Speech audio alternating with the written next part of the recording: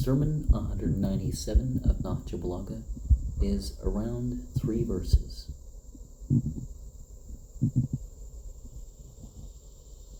Wamralaka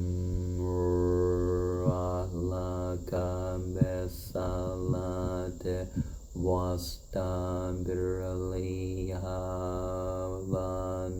vanasaluka rizqan nahnu narzukuka wal aqibatu litaqwa. The command of God is towards the ritual prayer and the steadfastness with it.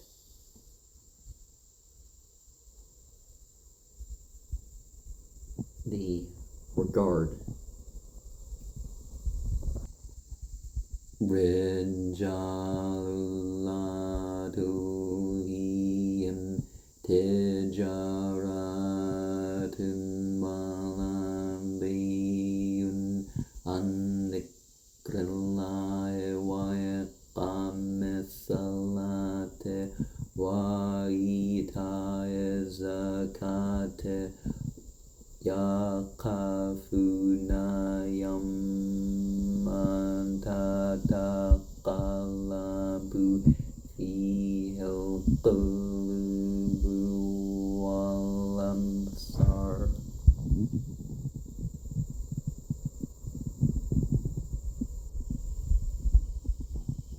The things of this world should not distract us from the remembrance of a God and the establishment of making contact, which is another definition for the word for prayer.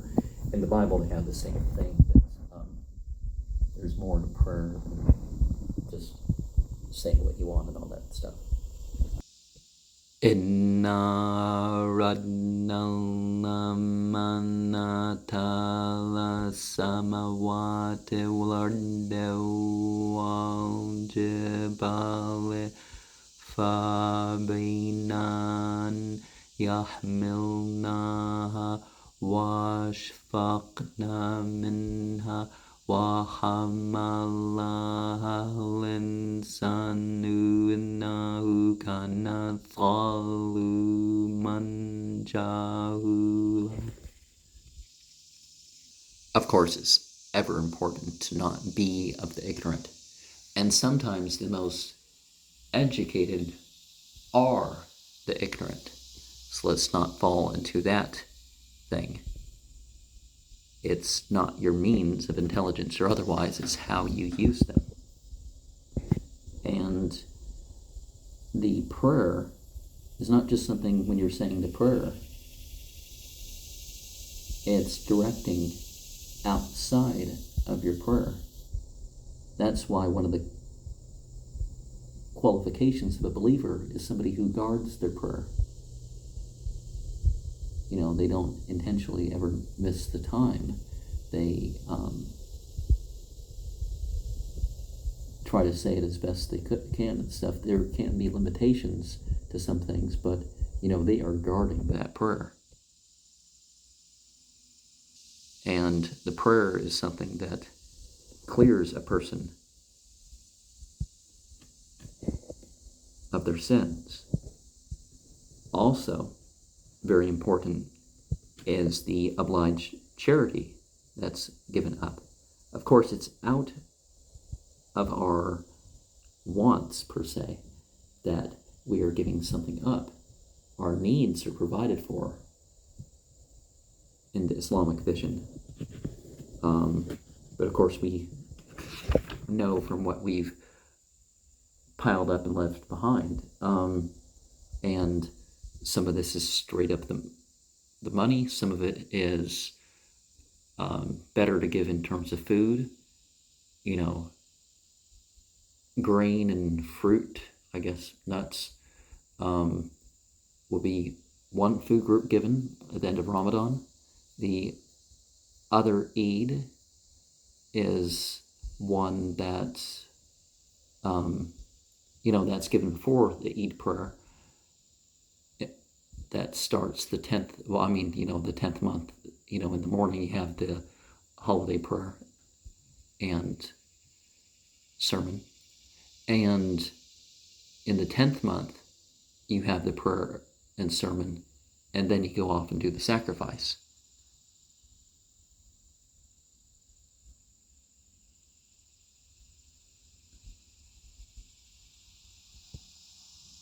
And people think that the day or the night or whatever is something that maybe God doesn't know about. But no, God knows everything, and we have obligations of action and inaction in regards to those. Saying 429 draws the difference between worldly means and other means.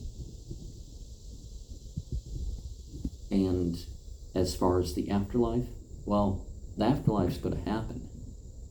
So let's not be distracted so much in terms of the worldly that we don't make the effort towards that. Saying 430 reminds us that love of a God involves considering the inner side, the occult, as people might say. The others look at the surface. Now, you can consider the Epicurean, but it's not the whole thing.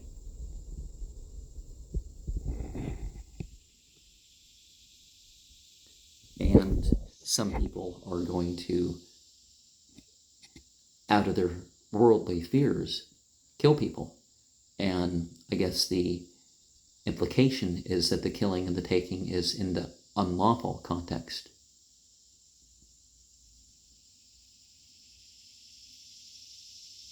And some of these people are going to be people who have learned religion.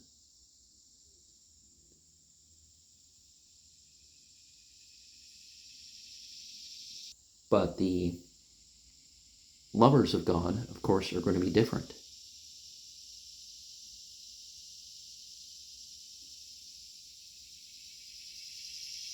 They're going to have a higher hope. They're going to have a different sense of fear.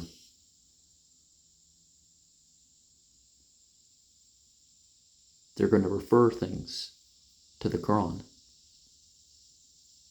Saying 431 reminds us that there are consequences that outlast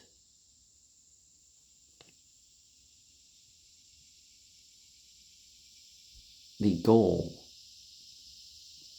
that whose actions earned such consequences.